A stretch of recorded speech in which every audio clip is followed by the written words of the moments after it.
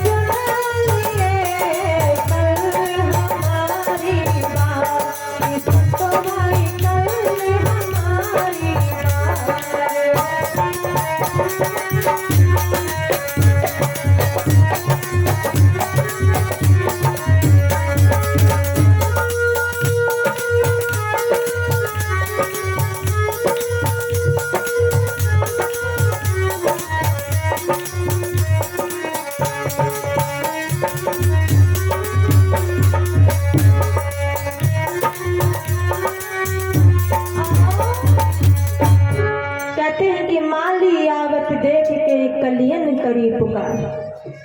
माली को आते हुए देखकर कलियां जो पुष्प हैं वो एक दूसरे से वार्तालाप करने लगती हैं।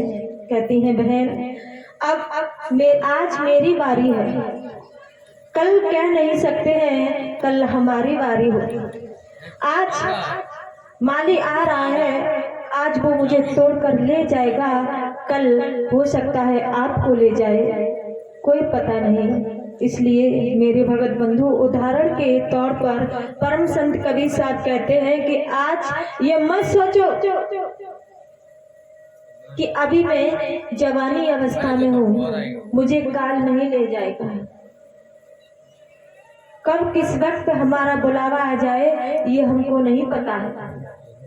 अभी हम यहाँ बैठे हैं, एक पलक झपकाते ही हमारी इस दुनिया उजड़ जाए, हमारे इस 5 तत्वों के शरीर से, यानी इसके अंदर जो 5 तत्वों का बना हुआ मकान है, इस मकान को कब खाली कर दिया जाए हमको नहीं पता है। ये किराए का मकान है, जो संसार में ईंट पत्थर का मकान बना हुआ है। हम कहीं अगर नौकरी करने के लिए जाते हैं, उसका किराया मुझे जैसे भरना पड़ता है, मालिक को आप हर एक महीने का किराया आप दे दोगे तब तो वो रखेगा, और फिर ज्यादा अच्छा मालिक होगा तो 6 महीने के बाद आप उसको किराया दोगे तो भी वो रख लेगा। लेकिन अगर 1 साल हो गया, 2 साल हो गई, फिर वो आपको उस मकान से निकाल देगा। ऐसे ही ये जो मेरा 5 तत्वों का बना हुआ मकान है, ये किराए का मकान है। इसमें जो चेतन आत्मा रह रही है, इसका भी आप लोगों को किराया भरना पड़ेगा, पैसों से नहीं। किससे भरना पड़ेगा? जो आप प्रभु से वायदा करके आए थे। मैंने कल आप लोगों को बताया था, जो आप प्रभु से वायदा करके आए थे कि हे प्रभु, कब आपने वायदा किया था? जब आप माँ के उदर में उल्टा लटक रहे थे, तब आपने प्रभु से ये वायदा किया था कि हे परवैतगार, मुझे इस नरक से छुटकारा दिलाओ, मैं उस धरती पर जाकर के तुम्हारा भजन करूंगा, तुम्हारा चिंतन करूंगा, तुमको याद करूंगा। तुम्हारी पूजा करूंगा। जैसे ही मैं इस धरती पर आया, अपने माता पिता के प्यार में, पत्नी के प्यार में, बच्चों के प्यार में, परिवार के प्यार में, संसार की माया में मैं उस प्रभु के वायदे को भूल गया। इसके अंदर जो चेतन आत्मा बैठी हुई है, आज अगर मैंने इसके अंदर वो किराया नहीं भरा तो मुझको भी ये मकान खाली कर दिया जाएगा, करना पड़ेगा। हर हाल में कोई नहीं रोक सकता है। इसलिए ये तुम्हारा नहीं है। वैसे तो हम ये कहते हैं हम हैं, अपना नाम जो भी तुम्हारा नाम हो उस नाम को लेकर के अहंकार के साथ हम कहते हैं, लेकिन नहीं, ये अहंकार ही तुम्हारा भक्ति का सबसे बड़ा शत्रु है। आज हमारे गांव का क्या हाल है? यही तो हाल है कि जो भक्ति के शत्रु हैं वो पूरी तरह से हमारे अंदर भरे हुए हैं, पूरी तरह से। भक्ति के शत्रु कौन है? काम, क्रोध, लोभ, मोह, अहंकार, ईर्ष्या, द्वेष, जलन, मान सम्मान, जवानी अवस्था, गलत विचार, सत्संग न सुनना, ये सब भक्ति के शत्रु हैं। ये भक्ति के शत्रु ही मुझे सच्चे मार्ग पर नहीं जाने दे रहे हैं। और जब तक ये शत्रु मेरे अंदर रहेंगे तब तक हम कुछ नहीं कर सकते, यानी भक्ति नहीं कर सकते। किसी को किसी चीज का अभिमान है, किसी को किसी चीज का अभिमान है, और ये अभिमान मुझे नरक की तरफ ले जाएगा, भक्ति की तरफ नहीं। भक्ति के मित्र क्या है? दया, क्षमा, प्रेम, स्नेह, सत्संग, अच्छे विचार, साधता, संतों की सेवा, दान पुण्य करना, ये भक्ति के मित्र हैं। जब ये भक्ति के मित्र हमारे अंदर प्रवेश कर जाएंगे तो मेरे भगत बंधुओं, किसी चीज को मैंने कल भी आप लोगों को ये बताया था, परसों भी ये बताया था कि अगर भूख लगी हो तो भूख को डंडा से नहीं भगाया जा सकता है। जब हम किसी चीज को खाएंगे, किसी चीज को अपने अंदर ले जाएंगे, तभी तो भूख भाग सकती है। तो ऐसे ही जब हमारे अंदर अहंकार पैदा होगा या क्रोध पैदा होगा किसी के प्रति, कोई भी सही, किसी के प्रति, तो हम अपने अंदर दया, क्षमा, स्नेह ये प्रवेश करें तो धीरे धीरे धीरे धीरे जो भी भक्ति के शत्रु हैं वो स्वतः ही निकल जाएंगे।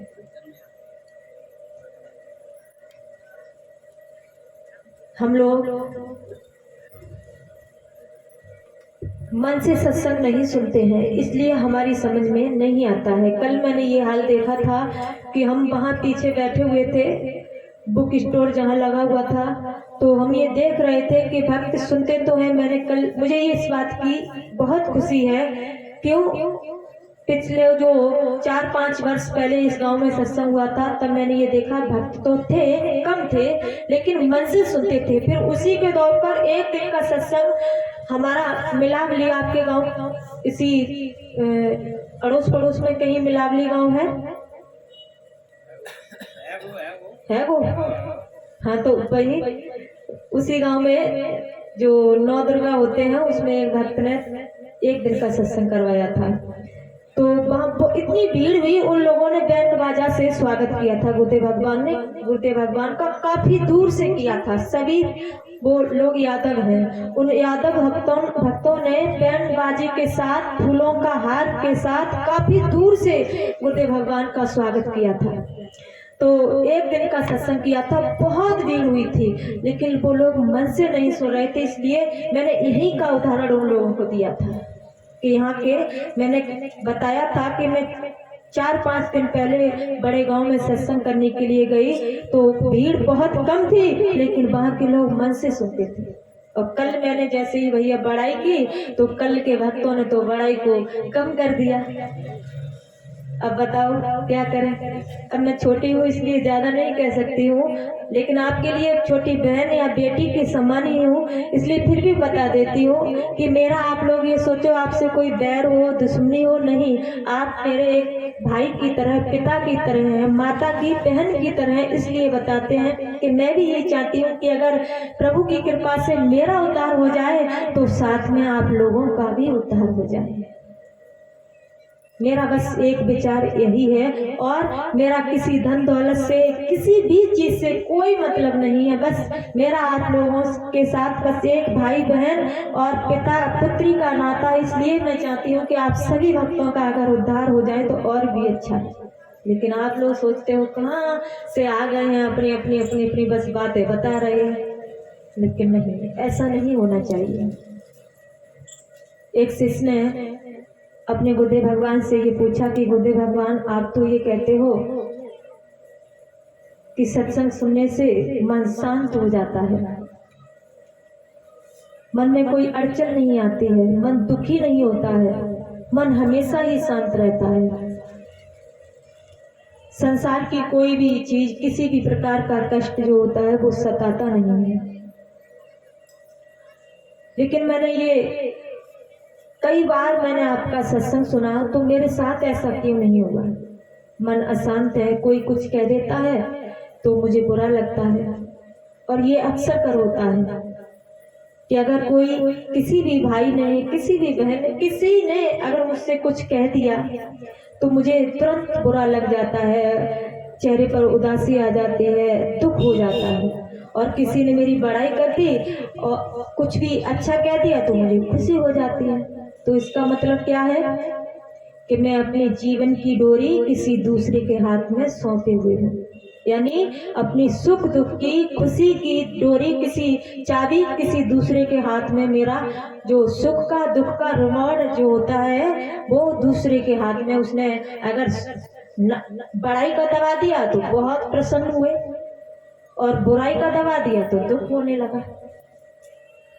तो बस ये हमारे अंदर ही दुख सुख सब कुछ है, तो दूसरे के हाथों नहीं। कोई कुछ कह रहा है, कहने दो, बस अपने हिसाब से चलो, जो आपको ठीक लगता है उस हिसाब से।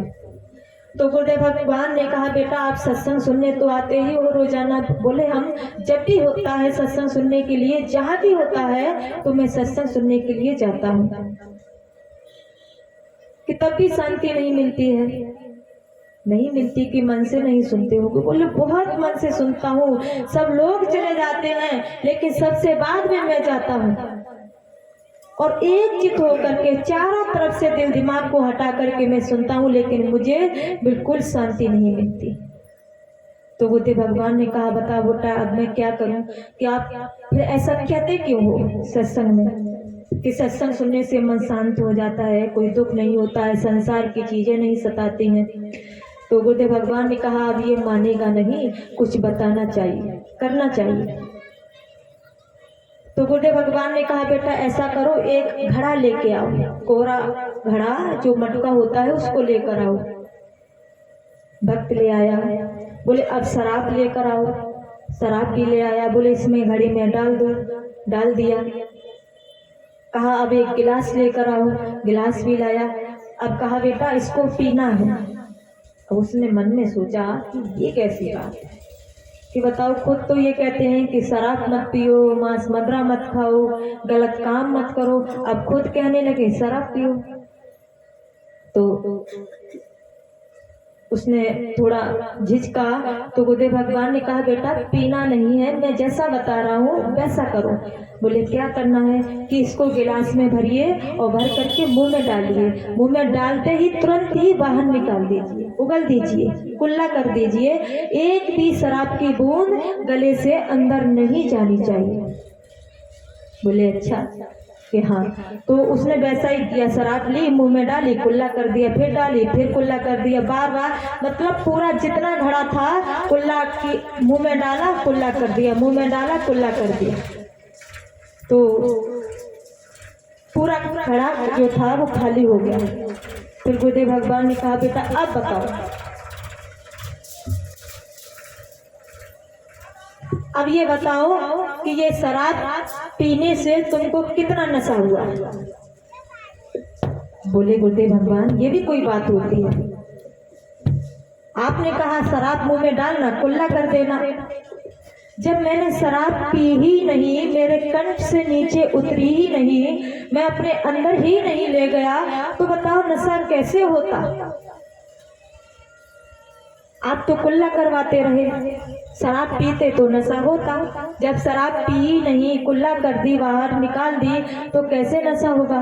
तब गुरुदेव भगवान ने कहा बेटा इसी प्रकार से आप सत्संग को सुनते हो, हर बार सुनने के लिए आते हो, लेकिन इस कान से सुनते हो, दूसरे कान से निकाल देते हो। सुनते समय आप एक चित्त होकर मन लगाकर नहीं सुनते हो। अगर एक एक शब्द आप सुन करके अपने अंदर उतारते जाओगे तो आपको कोई नहीं रोक सकता है कि मन को शांति, आनंद, वह नशा ना हो। नशा जरूर होगा। अगर तुम एक एक शब्द को अपने अंदर उतारते जाओगे तो नशा निश्चय ही हो जाएगा, ये कोई नहीं रोक सकता है। तब भक्ति की समझ में आया ये तो होता है कि मैं सत्संग सुनता हूँ, जब तक वहाँ रहा तब तक बहुत अच्छा लगता है, घर पर आया तो सत्संग की बातें सब भूल जाता हूँ, घर गृहस्थी की बातें, कहीं खेत में ये करना है कि वो करना है कि ये, इन बातों में मैं लग जाता हूँ। बस यही कमी है आपके अंदर। अगर आप मन से सुनते, चारों तरफ से दिल दिमाग को सुन करके एक एक शब्द को उतारते जाते तो कुछ समझ में आता। तो मेरे भगत बंधु, इसलिए एक एक शब्द को देखो, कथा भागवत को हम सुनते हैं, सुनते समय भी बहुत आनंद आता है, बहुत आनंद आता है सुनते समय, लेकिन घर जाते जो भी सत्संग वो कथा में आपने सुना है वो आप घर पर याद करोगे तो उसमें कुछ ये नहीं लगेगा कि नया क्या बताया, मैं उस आधार पर चलूं, ऐसा लगता है। भागवत में मुझको बताया जाता है, कथा तो मैं भी कहती हूँ, गुरुदेव भगवान ने मैंने आपको बताई कि गुरुदेव भगवान ने जो कथाएं लिखी हैं, राम की, परम संत कबीर साहब की, दादू दयाल की, भगवान बुद्ध की, बहुत सी लगभग 21 कथाओं को लिखा है, तो मैं भी सुनाती हूँ। लेकिन सत्य बात जो होती है वो कोई भी शास्त्री लोग नहीं सुनाते हैं। उसमें गुरुदेव भगवान प्रत्येक कथा में गुरुदेव भगवान ने दर्शाया है। तो सत्संग में क्या होता है कि आप सत्संग वैसे रूखा होता है, आप सत्संग को एक चित्त होकर के, मन लगा करके, चारों तरफ से दिल दिमाग को हटा करके सुनते हो तो सुनते समय भी आनंद आएगा, और घर जाकर के जब उस आधार पर आप चलोगे तो तब भी आपको आनंद आएगा। आपके भविष्य के लिए, यानी आगे आप क्या करना चाहिए, आपको क्या नहीं करना चाहिए, उसमें आगे जो भी होगा उसमें भी आपको आनंद आएगा। ये सत्संग में होता है।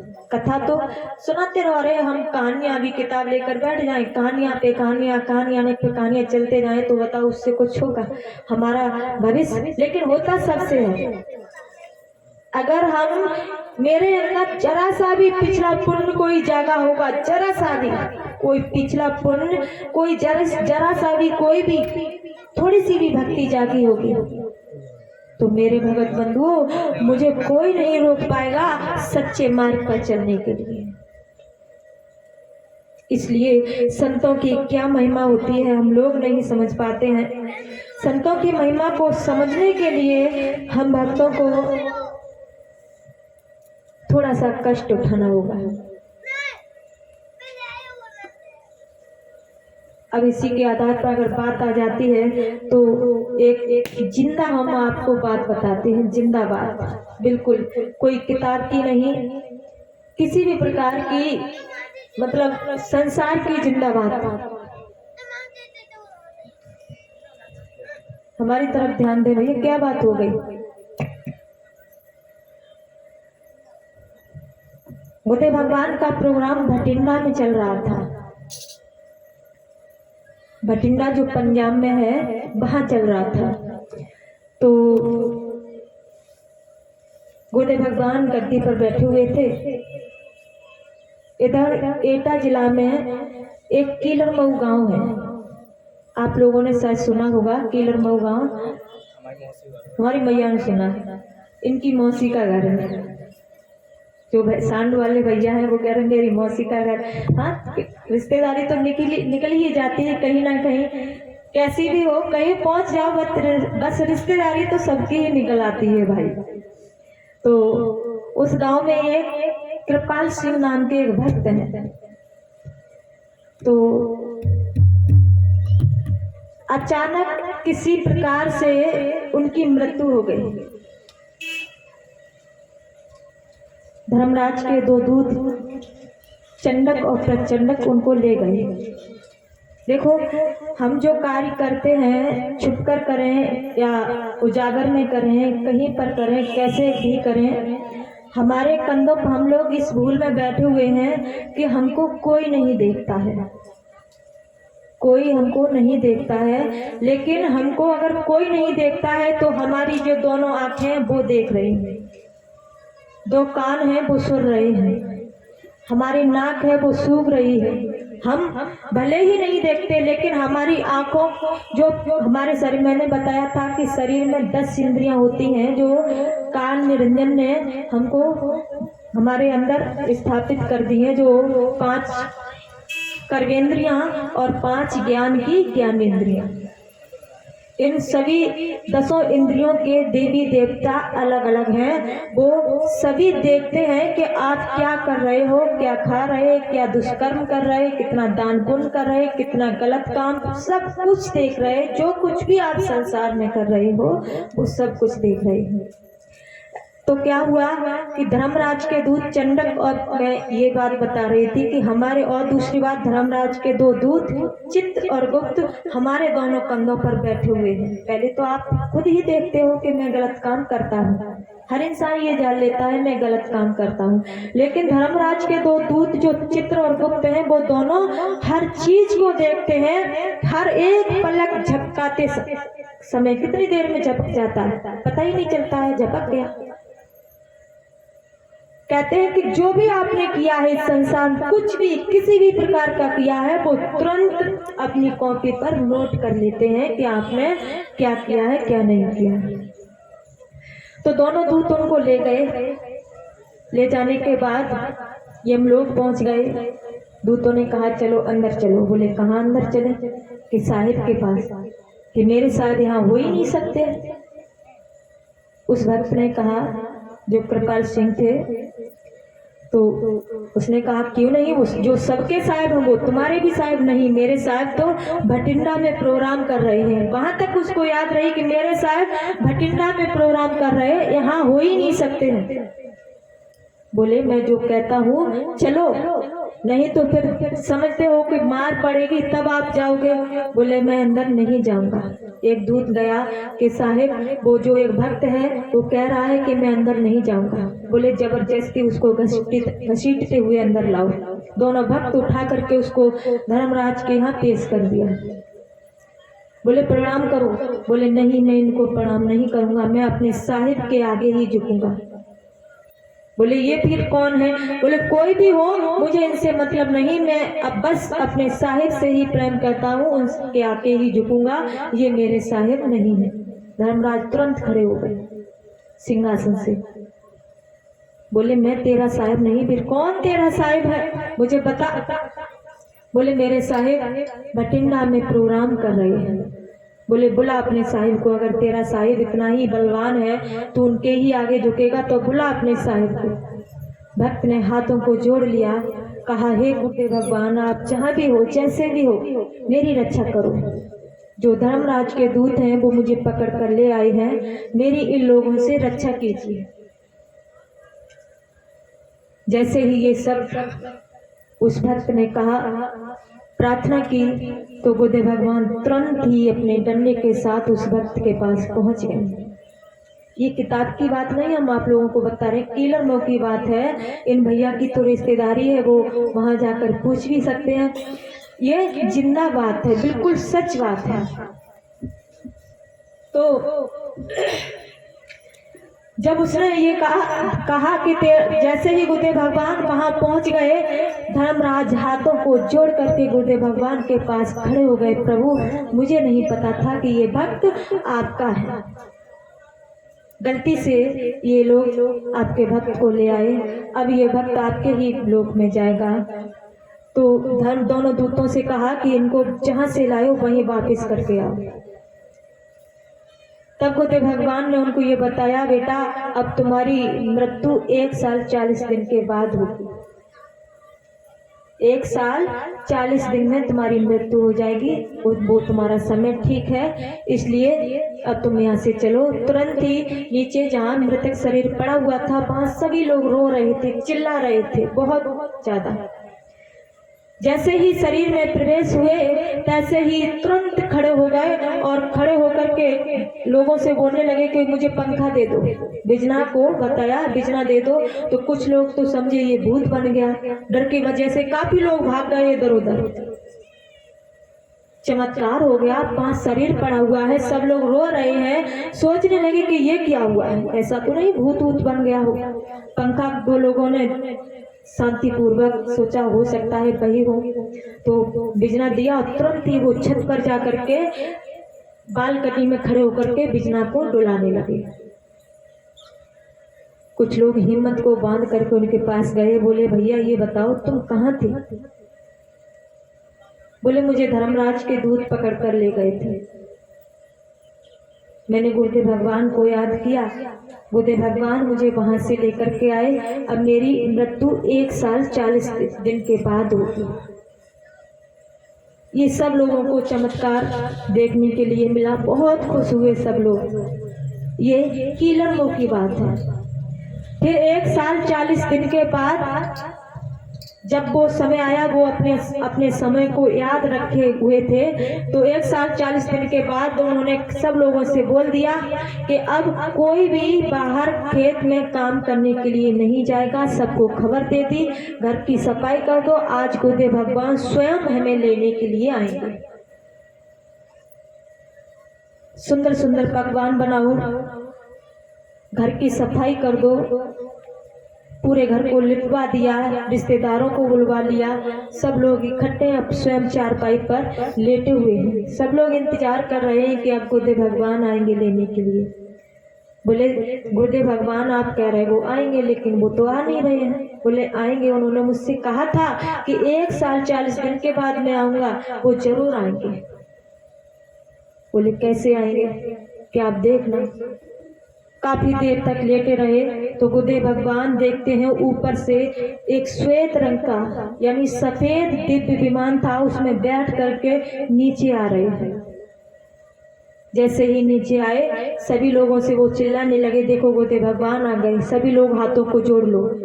उनको ही दिखाई दे रहे थे, किसी को दिखाई नहीं दे रहे थे, लेकिन उनके कहने पर सब लोगों ने हाथों को जोड़ लिया। फिर चारपाई से उतर करके उन्होंने साष्टांग दंडवत प्रणाम किया। फिर जब जिस जगह उनका मत्था लगा वहां भैंस के गोबर का चेटा पड़ा हुआ था, गोबर, तो सब लोग हंस गए इस चीज को देख करके, कि उनको किसी को दिखाई नहीं दे रहे, सिर्फ उनको ही दिखाई दे रहे थे। तो बोले हंसो मत, गुरुदेव भगवान खड़े हुए हैं। गुरुदेव भगवान को बिठाला। गुरुदेव भगवान ने कहा बेटा अब चलो तुम्हारा समय आ गया। बोले ठीक। तो गुरुदेव भगवान के साथ दिव्य विमान में बैठ गए, जो सफेद रंग का था उसमें बैठ करके गुरुदेव भगवान के साथ जहां से ये जीवात्मा आई थी वहीं गुरुदेव भगवान ने दिव्य विमान में बिठा करके अपने भक्त को ले गए। तो प्रेम से बोलो सद्गुरुदेव भगवान की जय। इसलिए संतों ने बताया है, क्या कहते हैं कि सत्य धर्म मिला सब धर्म मिटा, जब सद्गुरु मिले सहारे, ममतारे उतारे नारिया।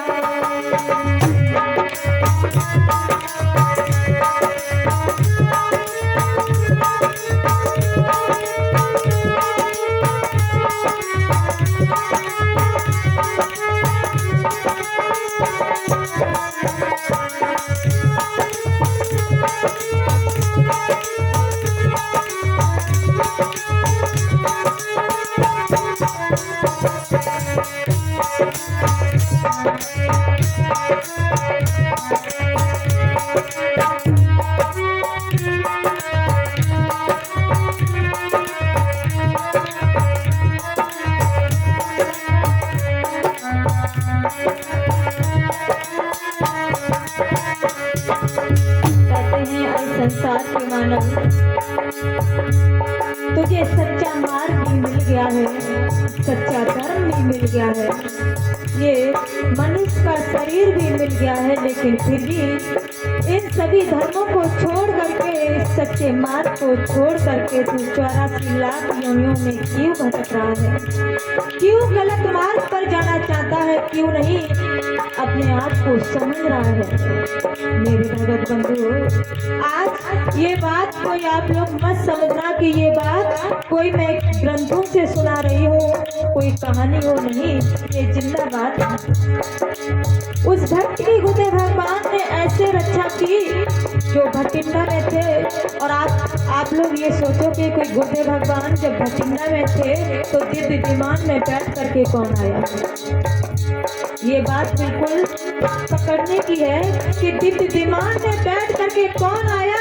यही बात आप लोगों को समझनी है कि जो भटिंडा में प्रोग्राम करने वाले थे, प्रोग्राम कर रहे, गद्दी पर बैठे हुए भक्तों को सत्संग सुना रहे और दिव्य विमान में बैठकर आ रहे हैं, तो कौन आ रहे हैं? मेरे भगत बंधु, लोगों ने जब योग साधना शिविर लगती है तो लोगों को गुरुदेव भगवान जब योग साधना शिविर में बिठाते हैं तो चाहे 10 भक्त हो, चाहे 50 भक्त हो, चाहे 1000 भक्त हो, सभी भक्तों के साथ अलग अलग विमान होगा।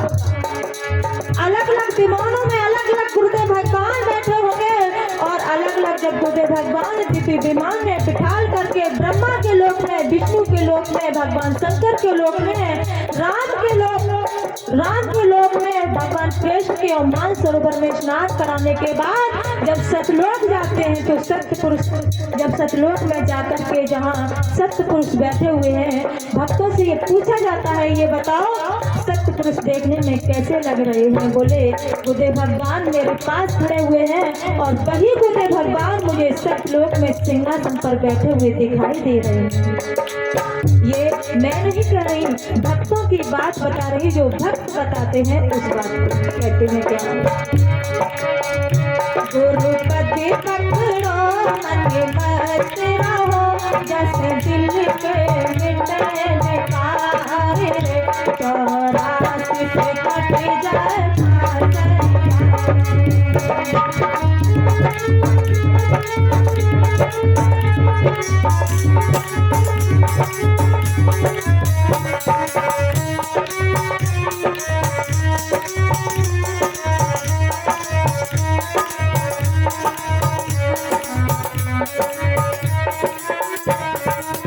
इसलिए कहते हैं क्या?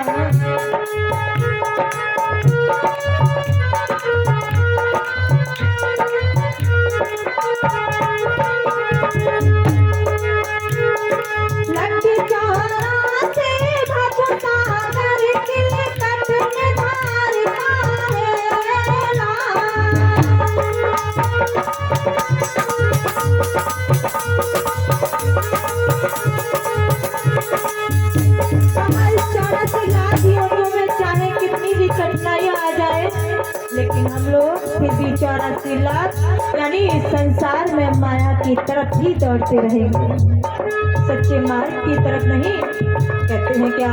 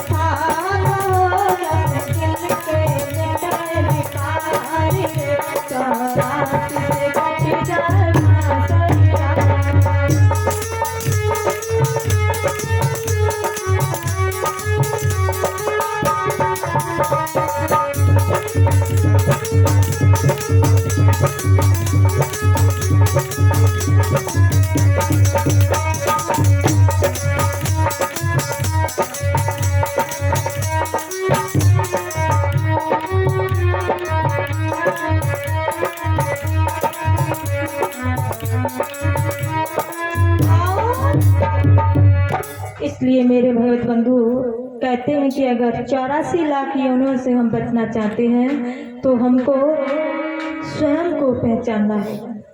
और हम स्वयं को कब पहचान पाएंगे? जब हम किसी पूर्व सदगुरु की शरण में जाएंगे तब।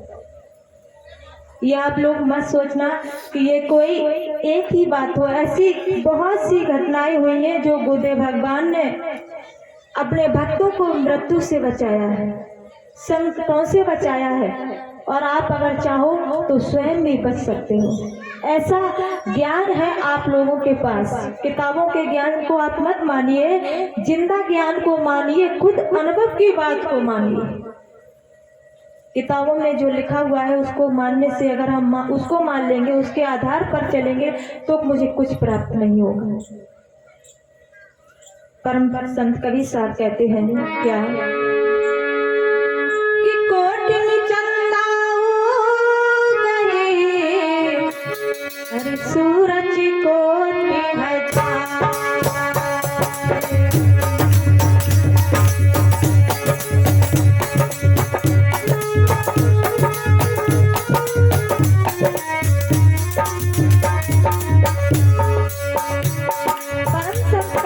कहते हैं कि इस ब्रह्मांड में हजारों करोड़ों सूरज और चंद्रमा उगाए, फिर भी हमारी आंखों के आगे से जो अंधकार है वो दूर नहीं हो सकता है। क्या अरे कोटिन चंदा उगाए, सूरज कोटि हजार।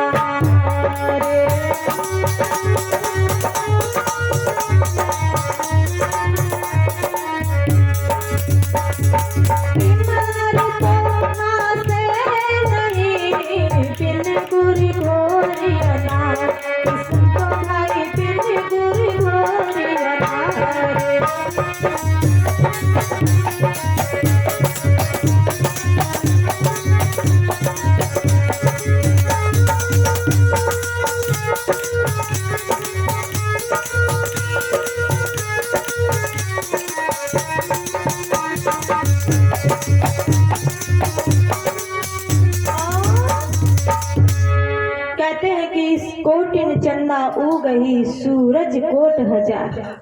इस ब्रह्मांड में हजारों करोड़ों सूरज और चंद्रमा उगाए हैं। कहते हैं कि तिमर तो नासे नहीं, बिन गुरु घोर अंधार। हजारों लाखों करोड़ों सूरज चंद्रमा उगाए, फिर भी हमारे आंखों के आगे से ये अंधकार दूर नहीं हो सकता है। अभी हमारा प्रोग्राम दिल्ली में हुआ था 16 नवंबर से, तो योग साधना शिविर लगी। तो एक भक्त को, दो भक्त थे, दोस्त थे एक दूसरे के। एक भक्त जो था बुजुर्ग थे काफी, तो वो नंगली में जगह जगह बहुत से धार्मिक स्थानों पर घूम आए। तो एक भक्त जो था वो सत्य की तलाश में, वो भी दोनों ही सत्य की तलाश में थे। उन्हें कहीं शांति नहीं मिली, चुपचाप अपने घर पर बैठ गए। वो जो चाहते थे वो उनको नहीं प्राप्त हुआ। तो एक भक्त जो था उसने कहा, ऐसा कीजिए, मैं एक महापुरुष आए हुए हैं वेस्ट विनोद नगर में दिल्ली में, तो उनसे आप मिलिए। बोले नहीं। बोले एक बार मिल तो लो। बोले किसी से नहीं मिलूंगा, मैं जगह जगह हर जगह गया, बहुत से साधु संतों से मिला, सदगुरुओं से मिला, मुझे नहीं शांति मिली, मैं कहीं नहीं जाऊंगा। फिर उसने, जो भक्त जो बुला रहा था, उसने गाली देना शुरू कर दिया। हर तरह से उसे गाली दी, निकम्मा है तू, पापी है, तेरे चारों तरफ काल मड़ा रहा है, तू काल की बंदिश में है, पाप की वजह से तू नहीं आ पा रहा है ऐसे महापुरुष से मिलने के लिए। बहुत सब तरह की सुनाई। तो वो आए, सत्संग सुना, योग साधना शिविर लगी।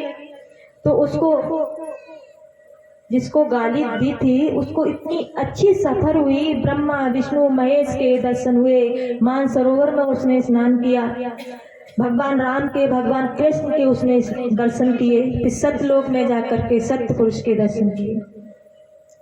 और जो दूसरा भक्त था जिसने गाली वगैरह दी थी, उसको भगवान सत्यलोक की सफर नहीं हुई, प्रकाश वगैरह और गुरुदेव भगवान के दर्शन हुए उनको। वो कुछ ऊंचा सुनते थे और सुनाई नहीं देता था उनको।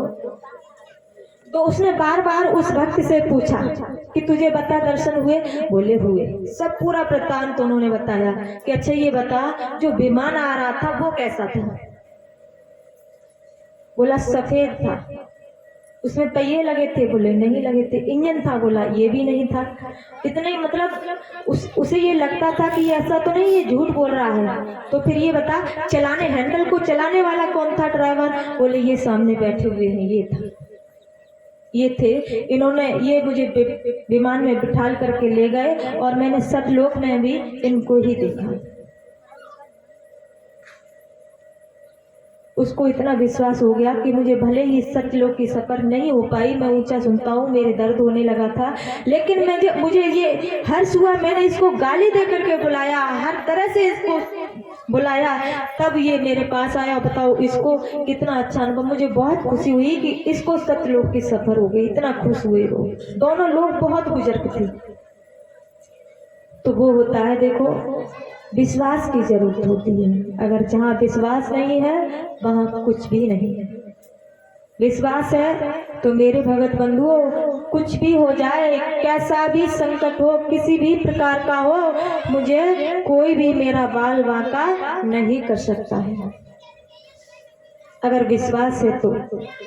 और विश्वास नहीं है तो हम चाहे कुछ भी करते रहें, पूजा पाठ करें, व्रत रखें, तपस्या करें, गंगा स्नान करें, कुछ भी करते रहें, विश्वास नहीं है तो कुछ प्राप्त नहीं होने वाला है। इसलिए मेरे भगत बंधुओं, और विश्वास कब होगा प्रभु पर?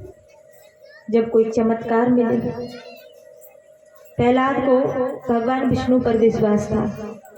जो भी संकट उन पे आता था, उस संकट को वो टाल देते थे। जो कुछ भी उन पर होता था अत्याचार, हर चीज से वो बच जाते थे। लास्ट में जब लोहे का खंभा, हमारी तरफ ध्यान दें आप लोग, लोहे का खंभा था, अग्नि में जला दिया गया, तपा दिया गया, बिल्कुल लाल कर दिया गया लोहे के खंभे को। तब हिरण्यकशिपु ने ये कहा, ये बता कि तेरा भगवान विष्णु इस लोहे के खंभे में है? बोले इसमें भी है, वो हर जगह है, आप में भी है, इस खंभे में है, हर जगह वो सर्वत्र समाये हुए हैं। ऐसा भक्त था वो। तो कि अगर उसके प्रहलाद के पिता ने कहा कि अगर तेरा भगवान विष्णु इस लोहे के खंभे में है तो जाकर के लोहे के खंभे को पकड़ ले, कौरिया ले, इस तरह से उसको गांस ले।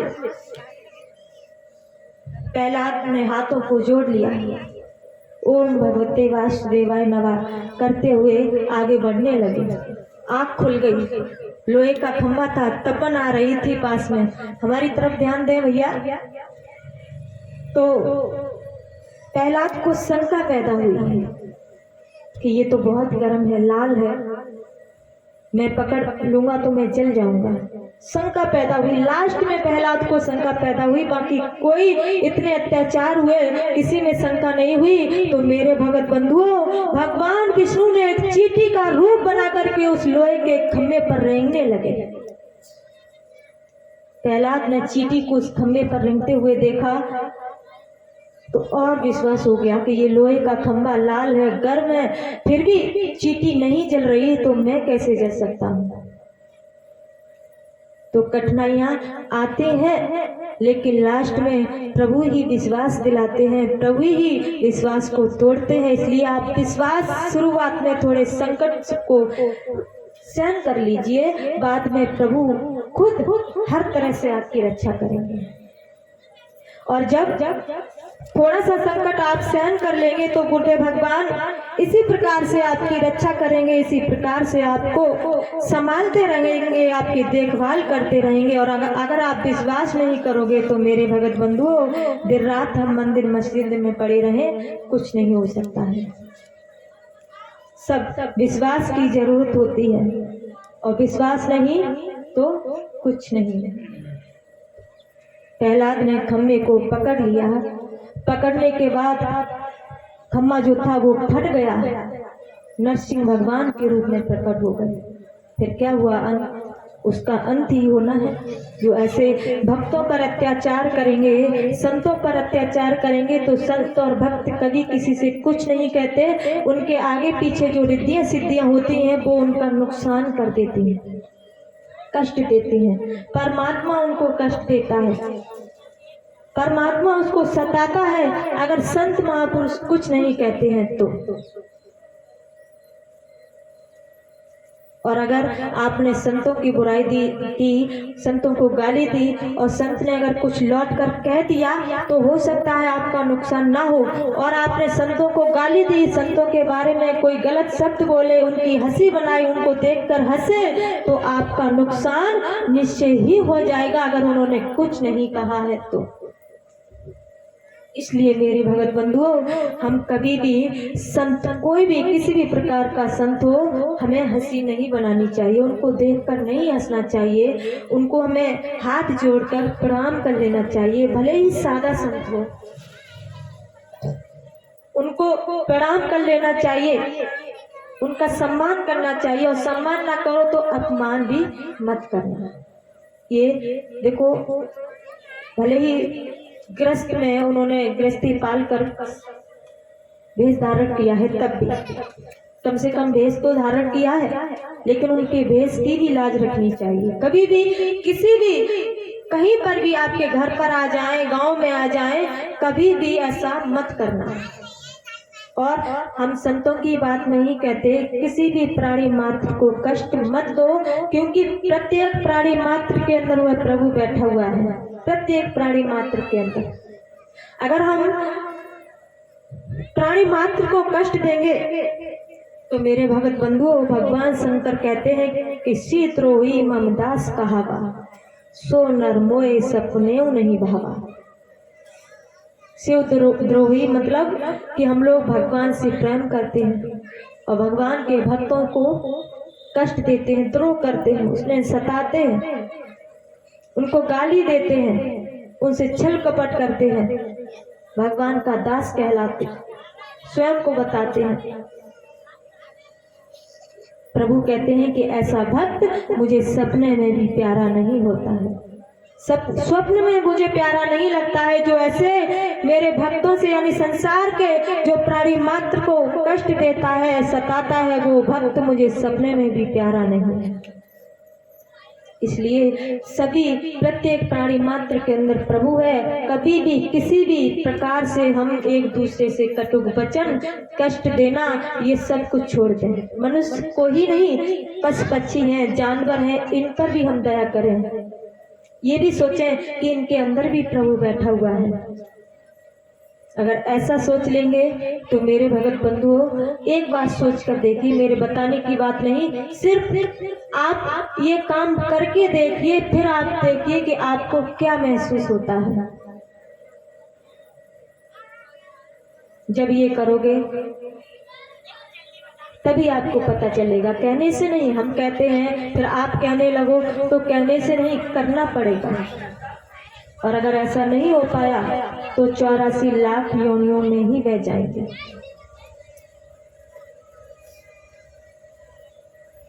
इसलिए ये संसार हमारा एक परदेसी की तरह है। हम इस संसार में परदेसी बनकर के आए हैं, और परदेसी बनकर के आए हैं तो परदेसी बनकर के चले जाएंगे। इस दुनिया में मेरा कहीं पर ठिकाना नहीं। जो कोठी बंगले मैंने बना कर के रख लिए हैं, सुंदर सुंदर मकान बना लिया है, परिवार सजाया है, बैंक बैलेंस बनाया है, लेकिन ये सब कुछ यहीं पड़ा रह जाएगा। यहाँ मेरा कुछ भी नहीं है, हम एक परदेसी हैं। एक भजन में बुद्ध भगवान ने बहुत सुंदर शब्दों में बताया है कि सच्चे सदगुरु की शरण में जाने के बाद, उनसे प्रेम करने के बाद क्या होता है। और तुम इस दुनिया में एक परदेसी बनकर के आए हो, तुम समझ रहे हो कि मेरा पूरा जीवन सुख शांति से कट जाए, नहीं कट पाएगा। ये 4 दिना की चमक चांदनी है, एक दिन ये बुझ जाएगी। इसलिए अगर इसको हमेशा जलाना चाहते हो तो मेरे भगत बंधु, जीते जी मरना और जीना सीख लो। ये मरते हुए जीते जीना आप कैसे सीख पाओगे? जब आपको कोई सच्चे सदगुरु मिल जाएंगे तभी। कहते हैं क्या,